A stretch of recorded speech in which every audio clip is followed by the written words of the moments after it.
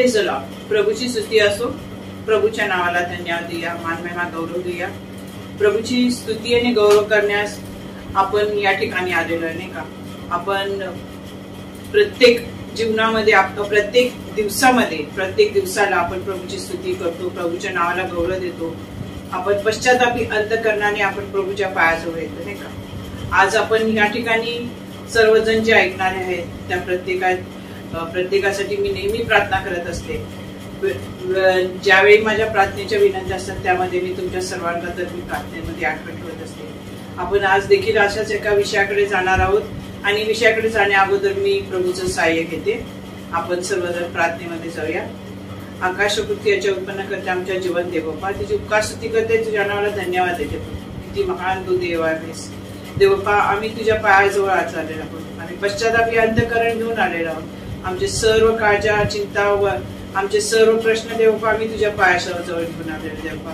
आणि आमच्या प्रार्थनेमध्ये देवपा आम्ही तुझ्याकडे मागत आहोत. आमच्या सर्व गोष्टी आम्ही ज्या मागत आहोत देवपा त्या सर्व तुझ्या कानावर आलेल्या आहेत असा आमचा पूर्ण विश्वास आहे. प्रभू आजचा दिवस तू आमच्या जीवनाला जोडलेला आहेस, मग तुझं उपकार प्रभू. आजच्या दिवसामध्ये तू आम्हाला चालवत असताना देवपा तुझं मार्गदर्शन आम्हाला होत आहे, म्हणून तुझं उपकार प्रभू. आज जे वचन तू आम्हासाठी ठेवलेलं आहे देवपा ते आशीर्वाद दे. तुझ्या वचनातून बोलताना देवपा मग आम्हाला तुझं सहाय्य मिळू दे देवपा. तुझ्या पवित्र आत्म्याने तुम्हाला बोल आणि माझ्या मुखातून निघणारे प्रत्येक शब्द, माझ्या मनातून निघणारे प्रत्येक विचार देवपा तुझ्यापासून मला प्राप्त होते. आणि हे सर्व काही वेळ देवपा तुझ्या गौरवासाठी निघते आणि देवपा तू गौरविला जा. तारणारा प्रभू येशू ख्रिस्ताच्या नावात प्रार्थना करते म्हणे बाप्पा, आमेन. आपण सर्वजण आज एक स्तोत्र पाहणार आहोत की जे स्तोत्र आहे ते पश्चातापासाठी आहे किंवा शुद्धतेसाठी आहे. आणि असंच एक स्तोत्र आहे, स्तोत्र 51. आपण सर्वांना माहिती आहे, काहींना तोंडपाठ देखील आहे. आणि हे स्तोत्र दाविदाने जे लिहिलेलं आहे किंवा दाविदानी ही पश्चातापी प्रार्थना या ठिकाणी केलेली आहे. शुद्धतेसाठी प्रार्थना केलेली आहे. क्षमेसाठी एक पश्चातापी पाप्याची ही एक प्रार्थना आहे. स्तोत्र 51. दाविदाचं स्तोत्र त्याने बतशेबेशी समागम किंवा व्यभिचार केल्यानंतर नाथान संदेश त्यांनी काय केलंय, नाथान संदेशला त्याच्याकडे येऊन आणि आला तेव्हा त्यांनी हे दाविदाने हे स्तोत्र लिहिलेलं आहे किंवा म्हटलेलं आहे. आणि आपण हे सुरुवातीचे 4 वचन आपण आज पाहणार आहोत आणि ते असे आहेत की, हे देवा तू आपल्या वात्सल्यास अनुसरून माझ्यावर कृपा कर. तू आपल्या विपुल करुणेला अनुसरून माझे अपराध काढून टाक. मला धुवून मला दोष पूर्णपणे काढून टाक आणि माझे पाप दूर करून मला निर्मळ कर. कारण मी आपले अपराध जाणून आहे आणि माझे पाप तुझ्या पुढे आहे, नित्य आहे. माझे पाप माझ्या पुढे नित्य आहे. तुझ्या विरुद्धच मी पाप केले आहे. तुझ्या दृष्टीने जे वाईट ते मी केले आहे, म्हणून तू बोलशील तेव्हा न्यायी ठरशील व निवाडा करशील तेव्हा निस्पृह ठरशील. हे स्तोत्र जे 51 आहे यामध्ये उरिया आणि बतशेबा यांच्या विरुद्ध केलेल्या पापाची जी वेदना दाविदाला जाणवलेली आहे ती यामध्ये त्यांनी उतरवलेली आहे. हे स्तोत्र 51 एक आहे, शोक आहे, जिथे दाविदाने आपले हृदय परमेश्वराकडे ओतले आहे आणि त्यांनी केलेल्या कृत्याबद्दल क्षमा मागितलेली आहे. आणि ह्या स्तोत्रामध्ये आपण पश्चातापाबद्दल शिकणार महत्वाच्या गोष्टीवर आज काय करणार आहोत, मनन करणार आहोत. 2 शमूएल 12:13 मध्ये असं लिहिलेलं आहे की, नाथान संदेशाने बतशेबा सोबत केलेल्या व्यभिचाराच्या पापाबद्दल आणि युरियाच्या हत्येबद्दल सांगितल्यानंतर दाविदाने हे स्तोत्र लिहिलेलं आहे. लोक सहसा विचारतात की मी देवासमोर माझ्या पापाचा पश्चाताप कसा करू. मग ह्याचं उत्तर काय आहे, स्तोत्र 51 यामध्ये लिहिलेलं आढळतं. दाविदाने हे स्तोत्र लिहिलेलं आहे आणि असे 7 जवळजवळ पश्चातापी स्तोत्रापैकी हे एक स्तोत्र आहे. त्यापैकी 6, 32, 40, 102, 130 आणि 143 असे हे 7 पश्चातापी असे दाविदाने हे स्तोत्र लिहिलेले आहेत. आणि ती एक वैयक्तिक प्रार्थना देखील आहे. पाप म्हणजे देवाच्या नियमांचं काय आहे, उल्लंघन करणे. किंवा त्याचं पालन न करणे, देवाचे आज्ञा ज्या दिल्यात त्याचं पालन न करणं, देवाने ज्या गोष्टी आपल्याला सांगितल्यात त्या न ऐकणं. दाविदाने व्यभिचार आणि नंतर काय केलंय, खून केलेला आहे.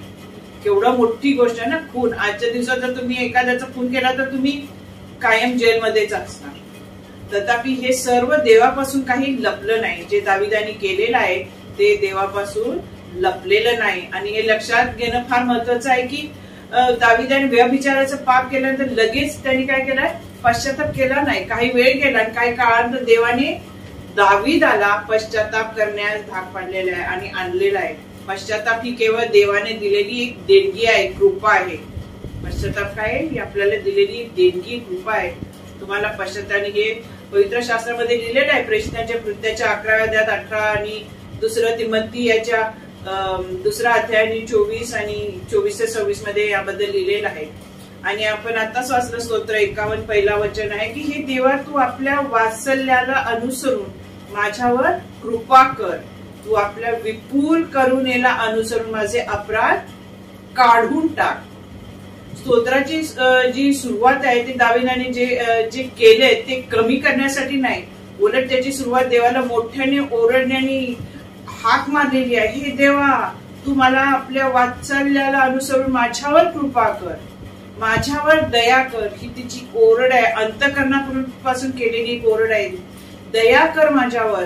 याचा अर्थ असा आहे की देवाला अनुकूल करण्याचा त्याचा काही दावा नाही आहे, परंतु दाविदाला माहिती आहे की तो अजूनही देवाचा आहे, देवाचा लेकरू आहे आणि देव त्याच्यावर सतत कायम स्थिर असं प्रेम करत आहे. देवाचं प्रेम अटळ आहे, ते कधीही ढळणार नाही, ते अस्थिर नाही आहे, ते स्थिर प्रेम आहे. प्रत्येकावर त्यांनी स्थिर असं प्रेम केलेलं आहे. आणि दाविदाला त्याच्या पापाची भीषणता समजली आणि त्याचे पाप मृत्यूस पात्र होते. त्याचे पाप देवाविरुद्ध आहे हे त्याला समजले होते आणि त्याच्या पापासाठी एकच उपाय आहे हे त्याला माहित होते. म्हणून तो देवाच्या कृपेची काय करत आहे, याचना करत आहे. देव त्याच्या लोकांवर काय करतो, प्रेम करतो. तो त्यांनी आदामावर प्रेम केलं, जरी त्याच्यामुळे ह्या जगात पाप आलं, प्रत्येक माणसावर पाप आलं. मोशेने देखील आज्ञा मोडली नाही का, तरी देवाचं त्याच्यावर प्रेम होतं. 3 वेळा येशूचा पेत्राने नकार केला आणि तरी सुद्धा पेत्रावर काय केलेलं आहे, देवानी प्रेम केलेलं आहे. पौलावर देखील देवानी प्रेम केलं. त्यांनी सुरुवातीच्या ख्रिस्ती मंडळांचा किंवा चर्चचा त्यांनी छळ केला, तरीही पौलावर देवाने काय केलं, प्रीती केलेली आहे. देवाला माहित होतं, दाविदाला माहित होतं की त्याचं पाप काय मोठं आहे आणि तरी सुद्धा देव त्याच्यावर प्रेम करत आहे. जरी तुम्ही देवाचे असाल तर तो तुमच्यावर प्रीती करणार, तो तुमच्यावर प्रीती करतो आणि करत राहणार. जर तुम्ही देवाचे असाल तर. देवाची अतुलनीय कृपा ही आपल्या प्रत्येकासाठी एकमेव आशा आहे. आणि देवाचे लोक पश्चाताप करतात कारण ते देवाचे काय प्रिय आहेत आणि तो देव आहे तो त्याच्या लोकांना पश्चातापाकडे नेतो आणि त्याची काय ही देणगी आहे. जेव्हा तुमच्या मध्ये पाप होतं तेव्हा दाविदाला ते कळालं. दावीद हा देवाचं लेकरू होता आणि देवाने त्याला काय केलेलं आहे, पश्चातापाकडे नेलेलं आहे. आणि दाविदाने काय केलेलं आहे, दया मागितली जेणेकरून त्याचे अपराध पुसले जातील. तो देवाकडे विनंती करतो. अपराधीपणाचा आरोप काढून टाकला जावा अशी त्याची इच्छा होती. आणि खर्च काय असेल, फक्त क्रूसखांब आहे. त्या क्रूसखांब जो येशू ख्रिस्त स्वतः त्या क्रूसखांबावर गेलेल्या आपल्या पापांसाठी, फक्त तोच आहे. काय आपण कुठं जायचंय, क्रूसखांबाच्या पायथ्याशी जायचंय, येशूच्या पायाशी जायचंय. आपल्या पापांच्या क्षमा मागण्यासाठी आपण पश्चातापी अंतःकरण घेऊन त्याच्या पायाशी जायचंय. दाविदाने देवाची याचना केली. त्याचे पाप अक्षम्य होतं, क्षमा करण्यासारखं नव्हतं. खून केलेला होता आणि खून कोणाचा केला होता, बत्शेबेच्या नवऱ्याचा, उरियाचा खून केलेला होता. आणि त्याच्या बायको बरोबर त्यांनी काय केलेलं आहे, व्यभिचार देखील केलेला आहे. आणि असं हे अक्षम्य पाप आहे आणि त्याला हे माहित होतं. परंतु जे त्याच्यावर विश्वास ठेवतात त्याच्यासाठी देवाची अधिक दया अधिक असते. विलाप 3:21-24 मध्ये लिहिले, पण हे मी लक्षात ठेवतो आणि म्हणून मला आशा आहे प्रभूचे स्थिर प्रेम कधीही थांबत नाही. त्याची दया कधीच संपत नाही, ती रोज सकाळी नवीन होते आणि तुझा विश्वासूपणा महान आहे. परमेश्वराचा भाग आहे. तो काय? परमेश्वर माझा भाग आहे, माझा आत्मा म्हणतो, म्हणून मी त्याच्यावर आशा ठेवेन. देव खरा पश्चाताप स्वीकारतो. जर आपण आपली पापे पदरी घेतली तर तो विश्वसनीय व न्यायी आहे, म्हणून आपल्या पापांची क्षमा करेल व आपल्याला सर्व अनितीपासून शुद्ध करेल. आपण पाहू शकतो 1 योहानानी 1 अध्याय आणि 9 वचनामध्ये लिहिलेलं आहे. आपण स्तोत्राचं 2रं वचन आपण पाहणार आहोत. मला धुवून माझा दोष पूर्णपणे काढून टाक आणि माझे पाप दूर कर आणि मला निर्मळ कर. माझ्या पापापासून मला पूर्णपणे धुवा आणि माझ्या पापापासून मला शुद्ध कर. काय आहे? माझ्या पापापासून मला पूर्णपणे धुवून, दोष पूर्णपणे काढून टाक, धुवून काढ आणि माझ्या पापापासून मला शुद्ध कर, निर्मळ कर, अशी दाविदाची हाक आहे. पापाचा डाग खोल आणि गंभीर आहे. आपण प्रत्येक विचारापेक्षा कितीतरी मोठे आपण पापी आहोत, नाही का? आपण जर विचार केला त्यापेक्षा कितीतरी आपण मोठे, परंतु ख्रिस्तामध्ये आपल्याला त्याहून अधिक क्षमा केली जाते.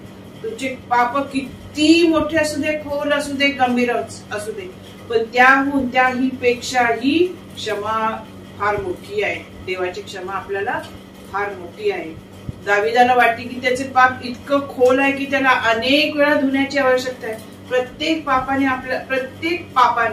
आपल्याला असंच वाटतं, प्रत्येक जे पाप आहे त्या पाप असं वाटतं की ते पाप कितीतरी वेळा आपण ते धुतलं पाहिजे तरी ते स्वच्छ होत नाही, सारखं ते आपल्याला डिवचत राहतं. असं वाटतं की कधी निघून जाईल हे पाप.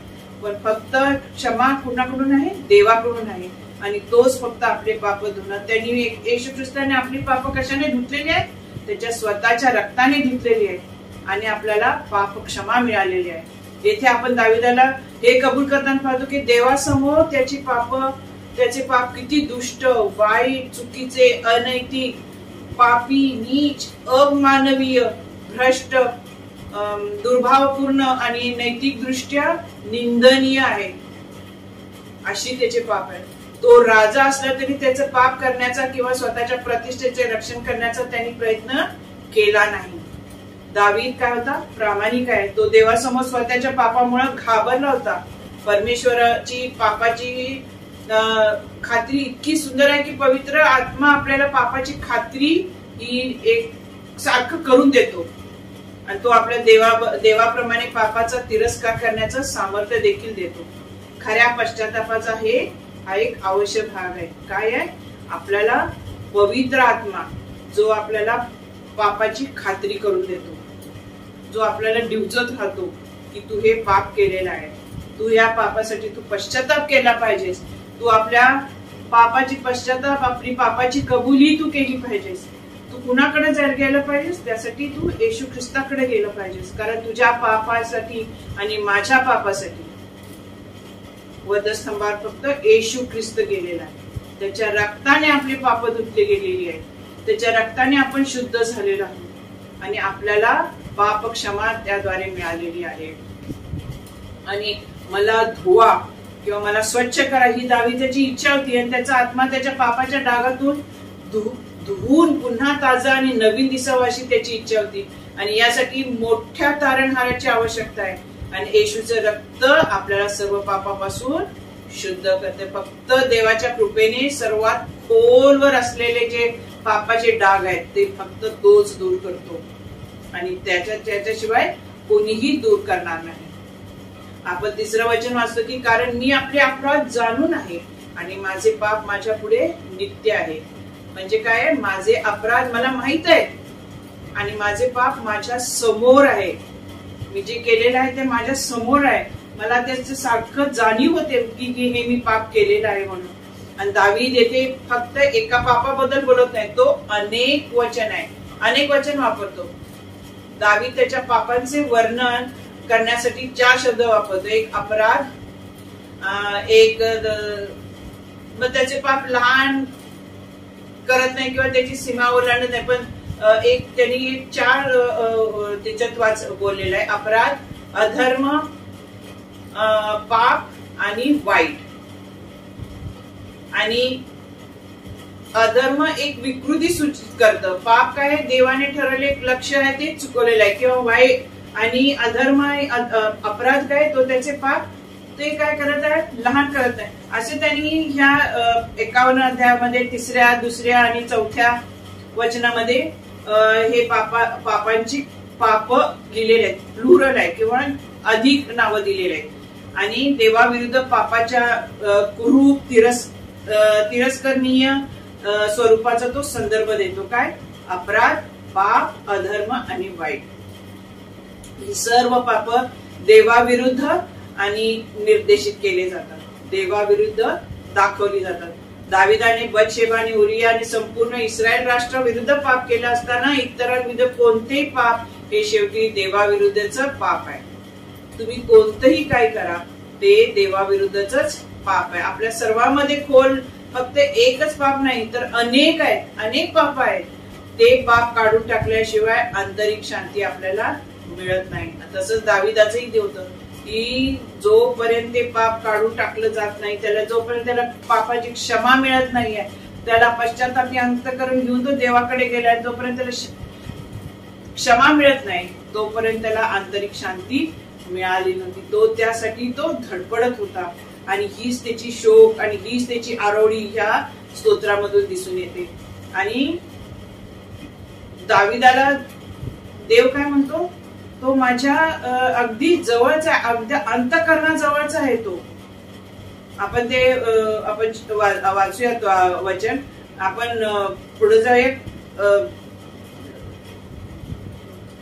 म्हणून पापाची कबुली म्हणजे देव आपल्या पापाबद्दल जे करतो तेच सांगतो. याचा अर्थ आपल्याला आपली पाप आणि देव दोन्ही समजून घेणं आवश्यक आहे. आपण आपल्या पापाबद्दल आणि देव कोण आहे याबद्दल प्रश्न विचारले पाहिजे. पाप म्हणजे काय आणि त्याचं मूळ काय आहे, देव कोण आहे आणि त्याला काय हवंय हे आपल्याला समजलं पाहिजे, हे आपल्याला माहित पाहिजे. आणि ह्या ठिकाणी दाविदाचं पाप देवाने उघड केलेलं आहे. त्या नाथान संदेशाद्वारे सांगितलं की जा आणि त्याला सांग तू हे केलेलं आहेस, तू उरियाला मारलं, बतशेबावर व्यभिचार केलास, हे तू जाऊन सांग. देवापासून कोणतीही गोष्ट लपू शकत नाही. आणि दाविदाचे पाप देखील देवाने उघड केलं. हे देवा मला शोध, माझे हृदय जाणून घे, माझे विचार जाणून घे. आणि हे सगळं तो बोलत असतो. आणि स्तोत्राच्या 3ऱ्यामध्ये नेले आम्ही वैयक्तिक जबाबदारीचे निरीक्षण करतो. मी, तो काय म्हणत आहे, मी, माझे, आपले आणि मला, हे शब्द तो वारंवार बोलत आहे. माझे पाप, मी पाप केलेला आहे, आपले अपराध, मला तू क्षमा, या सगळ्या गोष्टी दाविदाच्या ह्या स्तोत्रामधून दिसून येतं. आणि तो स्वतःला तो बोलत आहे, स्वतःबद्दल सांगत आहे, मी केलेलं आहे, मी ह्या पापाचा मालक आहे. आणि जरी तो एक महान राजा होता, देवासमोर तो एक नम्र माणूस आहे, पवित्र आत्मा त्याच्या आत पश्चातापाचं कार्य करत होता. आपल्याला पापाच्या खोलीने आपल्याला देवाकडे नेले पाहिजे, त्यापासून दूर नाही. आपण पापामुळे काय होतो, तुटले जातो, अगदी असं ह्याच्यासारखं होऊन जातो की मी काय केलं, हे मी हे करायला नको होतं, माझ्याकडून किती मोठा अपराध झालाय, माझ्याकडून किती मोठं पाप झालंय, मी काय किती भयंकर गुन्हा केलेला आहे. आणि हे असं आपल्या अंतःकरण आपलं ह्या गोष्टीनं तुटलं जातं. जोपर्यंत आपण आपल्या स्वतःच्या पापाची खोली समजत नाही तोपर्यंत आपल्याला देवाची अद्भुत कृपा समजणार नाही. पश्चाताप किती छान भेट आहे, कृपा आहे, आपल्याला देणगी आहे. आपल्याला पवित्र आत्मा दाखवून देतो की तू पश्चाताप केला पाहिजे. जर तुम्ही देवाचे असाल तर तुम्हाला ह्या गोष्टी समजणार आहेत. विवेक ही एक अद्भुत अशी गोष्ट आहे की ती आपल्या काहीतरी चुकीचं हे सारखं सुचवत असतं, डवचत असतं. पण माणसाने आपल्या चुकीचा आवाज लपवण्यासाठी अनेक शोध किंवा योजना शोधल्या आहेत. अपराधीपणापासून निघून जाऊन अशा अनेक गोष्टी आहेत की अपराधीपण निघून जाईल अशा आशेनं त्याकडे काय जण काय करतात, दुर्लक्ष करतात. पण केवळ ह्या सगळ्या पापाच्या जे जखमा असतात त्यांनी ह्या गोष्टी भरून निघत नाही. आणि ह्या काही जण काय करतात, या अपराधीपणा आणि चांगुलपणा किंवा चांगला आणि वाईट या गोष्टीचं काय करत असतात, हे काय करत असतात, समतोलपणा राखण्याचा प्रयत्न करतात कित्येक लोक, नाही का. आणि त्यामुळं काय होतं, ते सांभाळण्यासाठी ते काय करतात, व्यभिचार करतात, पाप करतात, अजूनही काहीतरी ड्रग्ज, अल्कोहोल किंवा इतर सगळ्या जगी गोष्टीमध्ये ते गुरफटून जातात आणि ते स्वतःला नष्ट करण्याचा प्रयत्न करतात किंवा पाप झाडण्याचा प्रयत्न करतात. पापाचे विचार येऊ नयेत म्हणून ह्या गोष्टी करत असतात. पण हे पाप आणि अपराधीपणाला आणखीन वाईट बनवत जातं, आपल्याला आणखीन वाईट बनवतं आणि आपल्या पापांवर पांघरून घालण्याचा प्रयत्न करत राहतात. पण हे सगळ्या गोष्टी माणसाला अधिक आणि अधिक पापाकडे घेऊन जात आहे किंवा हा सैतान आपल्याला पापाकडे जास्त जास्त घेऊन जातो. उलट हे पाप आपण आपलं जर झाकून ठेवण्याचा प्रयत्न केला तर, पण जर हेच पाप जर आपण आपल्या प्रभूकडे घेऊन गेलो तो आपल्याला क्षमा करेन. आपण पहा आपलं अंतःकरण आणि आपल्याला किती हलकं वाटेल. आपण देवासमोर कबूल केलं पाहिजे आणि ते कसं संकोच न करता क्रूसाकडे धावलं पाहिजे, त्या वधस्तंभाकडे धावलं पाहिजे. देवाच्या कृपेने पापापासून मुक्ती मिळते. तो आपल्याला पापाचा तिरस्कार करण्याची कृपा देतो, तो त्याचे प्रेम प्रकट करतो, तो आपल्याला आपला आत्मा देखील बरा करतो. आणि पापाचा डाग फक्त कोण काढू शकतं, येशू ख्रिस्तीच काढू शकतो. आणि ख्रिस्ताचे जे शुद्धीकरणाचे कार्य केवळ कृपेने हृदयावर लागू होते. फक्त शुद्धीकरण कोण करतं आपल्या अंतःकरणाचं, फक्त येशू ख्रिस्त. आणि हे कार्य नेहमी खरा पश्चाताप आणि विश्वासाची कबुलीद्वारे होतं. तुम्ही जर विश्वासाने आपल्या पापांची जर कबुली केली तरच हे कार्य शक्य आहे. काय आहे, कोणतं कार्य? जे आपल्या हृदयाचं शुद्धीकरण. आणि क्षमा फक्त ख्रिस्तामध्ये उपलब्ध आहे आणि तो आमची एकमेव आशा आहे. ख्रिस्तामध्ये फक्त आपल्याला एकदा आपल्याला सार्वकालिक जीवन आहे. आपल्याला सारखं सार्वकालिक जीवन आहे. देवाने आपल्याला एकदा सार्वकालिक जीवन दिलेलं आहे आणि नीतिमान घोषित केलेलं आहे. आणि आपल्याला एकच आशा आहे सार्वकालिक जीवनाची, अनंत कालचं जीवनाची, त्याच्याबरोबर राहण्याची. आणि आपल्याला त्यासाठी आपण पापापासून मुक्त केलं झालं तरी ते जे पाप करतात त्याने वधस्तंभाजवळ यावं आणि आपल्या पापाची कबुली द्यावी.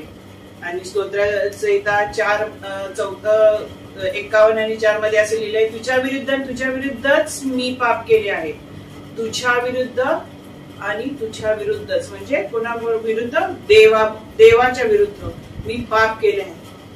तुझ्या दृष्टीने जे ते वाईट मी केलेले आहे, म्हणजे कुणाच्या? देवाच्या दृष्टीने जे वाईट ते मी केले आहे. म्हणून तू बोलशील तेव्हा न्याय ठरशील. जेव्हा न्याय करणार आहे देव, जेव्हा आपला न्याय करणार आहे त्यावेळी जेव्हा तू बोलशील तेव्हा तू न्यायी ठरशील. म्हणजे तू खरोखर बरोबरच तो न्याय देणार आणि निवाडा करशील तेव्हा निस्पृह ठरशील. जेव्हा तो आपला निवड करणार आहे त्यावेळी तेव्हा तो निस्पृह ठरणार. तो कुणाला ह्याला तो माझा जवळचा आहे म्हणून मी त्याला जवळ करणार नाही आणि तो मला आवडत नाही म्हणून मी त्याला लांब, असं देव करणार नाही. देव कुणाबरोबरच असं चांगलं वाईट नाही.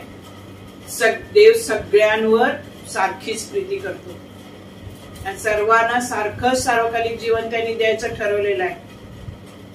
आणि जे तेव्हा तो येणार आहे, जे विश्वास आहे त्यांना तो घेऊन जाणार आहे. आपण सर्व देवाच्या प्रतिमेचे बनलेले आहोत, नाही का? आपण सर्वजण देवाच्या प्रतिमेचे बनलेले आहोत. म्हणून एक दुसऱ्याबरोबर किंवा दुसऱ्या विरुद्ध कोणतेही पाप हे देवाविरुद्ध आहे. आपण एकमेकाविरुद्ध जेव्हा पाप करतो, प्रत्येकाला देवाच्या प्रतिमेत बनवलेलं आहे, नाही का? मग आपण एकमेकाविरुद्ध पाप केलं तर काय आहे? ते देवाविरुद्ध आहे. आणि पाप देवाला अपमानित करतं, कारण आपण देवाच्या प्रतिमेत बनलेलं आहे. सर्व पाप हे देवाच्या नियमाचं काय करतं? उल्लंघन करतं. देवाने जे नियम दिले त्याचं उल्लंघन करतं. कोण? हे सगळे पाप. परंतु दावीद त्याच्या प्रार्थनेत म्हणतो, केवळ तुझ्या विरुद्ध मी पाप केले आहे आणि तुझ्या दृष्टीने जे वाईट ते मी केलेलं आहे.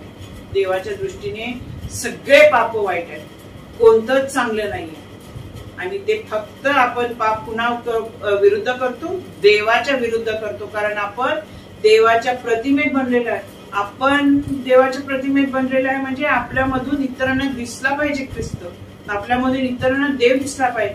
आणि आपण जेव्हा पाप करतो तेव्हा काय करतो, आपण देवाविरुद्ध पाप करतो.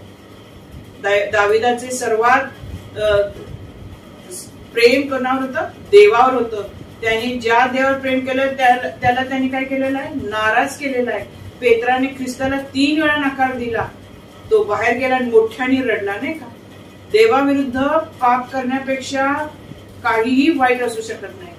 जेव्हा देवाला दुःख आपण देतो तेव्हा समजा की पापाने देवाला अपमानित केलेलं आहे. आपण जेव्हा देवाला दुःख देतो, आपण पाप करतो, तेव्हा आपण काय करतो, देवाला अपमानित करतो. खऱ्या पश्चाताप पापाबद्दल जिवंत ईश्वरी दुःख समाविष्ट आहे. म्हणून आपण पश्चातापी अंतःकरणाने आपण कबूल करून आपण परमेश्वरासमोर यायचं आहे. दाविदाने हेच केलेलं आहे.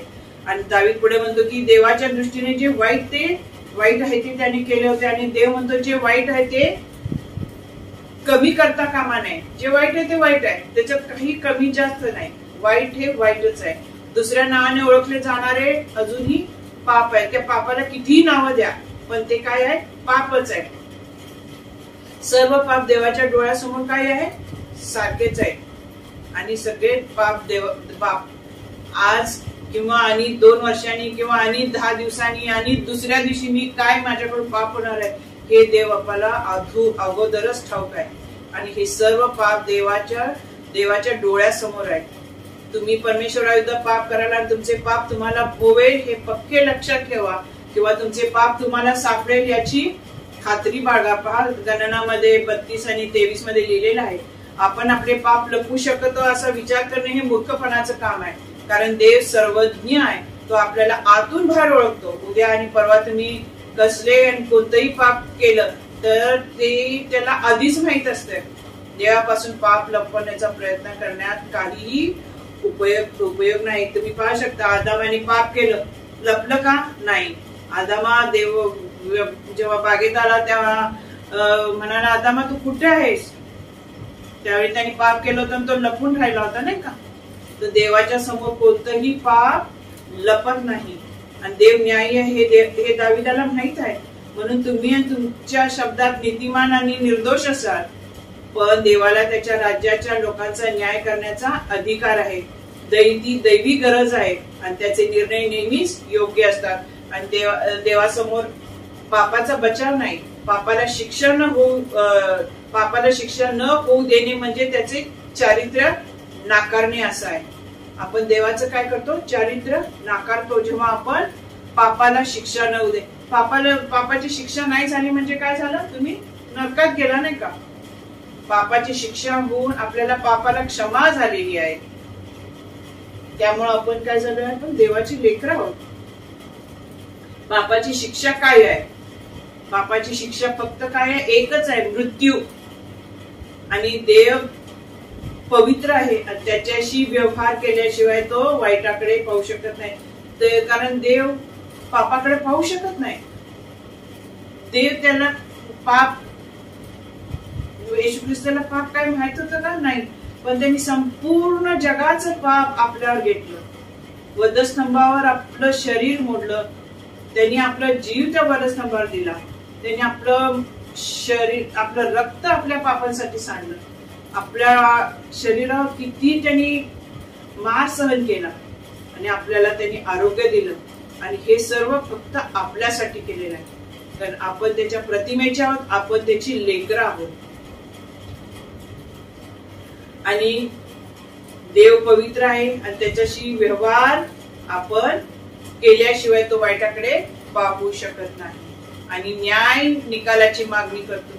देवासमोर सर्व दोषी आहेत, सर्व दोषी आहेत, कारण प्रत्येकाने पाप केलेला आहे. आणि तो प्रत्येकाचा काय करणार आहे, न्याय करणार आहे. तथापि देव देखील प्रीती आहे, देव प्रीती आहे, नाही का. देव प्रेम आहे. आणि म्हणून त्याच्या लोकांसाठी त्यांनी आपल्या एकुलत्या एक पुत्राला वधस्तंभावर पाठवण्याचं पूर्व निश्चित केलं होतं. आणि त्यासाठी पापासाठी पूर्ण दंड भरण्यासाठी येशूने त्याच्या लोकांसाठी देवाची मागणी काय केली, एकदाच पूर्ण केली. एकदाच तो गेलेला आहे क्रूसखांबावर, तो सारखा नाही. एकदाच येशू ख्रिस्त या जगात मानवाचं उद्धार करून आला नाही का, आणि त्यांनी एकदाच वधस्तंभावर आपलं शरीर मोडलेलं आहे, एकदाच आपल्या शरीर वधस्तंभावर त्यांनी आपलं मरण पत्करलेलं आहे, आणि तो आज कुठं आहे? स्वर्गात आहे, आपल्या पित्याच्या उजव्या बाजूला आहे, आणि तो काय करणार आहे? लवकर येणार आहे. दाविदाला वरील सर्व तपशील माहित नसताना तो तारणहाराला ओळखत होता. अब्रामाच्या रूपात त्याला सुवार्ता माहित होती, आणि दाविदाला पण माहित होते की ही किंमत चुकवलेली आहे, आणि म्हणून दाविदाच्या कबुली जबाबत आपण त्याला ख्रिस्ताच्या पूर्ण माफीमध्ये विश्रांती घेताना पाहतो. आपण पाहू शकतो गलतीच्या 3ऱ्या अध्यायात आणि 8व्या वचनात दाविदाने क्रूसकाम पाहिला जरी नसला, वधस्तंभ पाहिला नसला, काल्वरीवरचं येशू ख्रिस्ताला जरी पाहिलं नसतं, परंतु काल्वरीच्या देवावर आणि देवाच्या पुत्राने येथे खरेदी केलेल्या प्रायश्चित्तावर त्याचा विश्वास होता. आपण कितीही यज्ञ केले आणि कितीही देवाकडे मागितलं, कोंबड्या यज्ञ केले, बैलांचा यज्ञ केला, तरी त्यांनी आपलं पाप झाकून जाणार आहे का? नाही. तर फक्त क्रूसखांबाने येशूच्या वधस्तंभाच्या पायथ्याशी आपण गेलं पाहिजे. आणि हे स्तोत्र आहे जे 51 स्तोत्र हे पश्चातापाचे स्तोत्र आहे. आपल्या स्वतःच्या कबुली जबाबाचे आपण आदर्श कित्ता येणाऱ्या पिढ्यांना देखील दाखवू शकतो किंवा आपण देऊ शकतो. जेव्हा आपल्या पापाची वेदना जाणवते, तुटलेल्या हाडासारख्या वाटणारे भार घेऊन आपण आपल्या पित्याकडे पश्चातापाने जाऊ शकतो, आणि आपला प्रेमळ दयाळू देव आपला तारणकर्त्याच्या शुद्ध आणि पवित्र रक्ताद्वारे आपल्याला क्षमा करतो. हे जाणून आपण पूर्ण आत्मविश्वासाने आपण आज वधस्तंभाच्या खाली येऊया. तर आज काय आपण हे दाविदाचं जे स्तोत्र आहे 51 स्तोत्र, आज आपण 4 वचनं पाहिलेली आहेत, आणि पुढच्या वेळी आपण पुढची वचनं आपण घेणार आहोत. आणि आज मी ह्या ठिकाणी थांबत आहे. परमेश्वर तुम्हा सर्वांना आशीर्वाद देव, आणि परमेश्वर प्रत्येकाला सांभाळो. धन्यवाद.